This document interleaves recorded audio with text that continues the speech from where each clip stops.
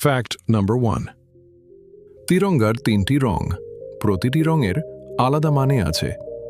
গেরুয়া উপরের দিক, সাহস ও আত্মত্যাগ সাদা, মাঝখানে সত্য ও শান্তি, সবুজ নিচে উন্নতি ও জীবন।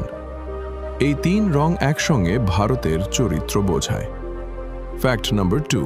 মাঝখানে আছে অশোক চক্র, যার 24টি ধারা বা স্পোক থাকে। এটি ধর্মচক্র বা ন্যায়ের চাকা। এটা বলে চলতে হবে, থেমে গেলে এগোনো যাবে না। Fact number 3। তিরঙ্গা কেবল খাদি কাপড়েই বানানো যায়। সরকারি নিয়ম অনুযায়ী তিরঙ্গা যদি পলিস্টার বা অন্য কাপড়ে তৈরি হয় সেটা অবৈধ, কারণ স্বাধীন ভারতের পতাকাও হতে হবে স্বাধীন হাতে বোনা। Fact number 4।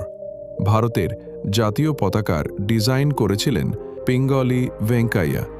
তিনি একজন স্বাধীনতা সংগ্রামী ও দেশপ্রেমিক ছিলেন। তার ডিজাইনই আজ আমাদের মাথা উঁচু করে তোলে।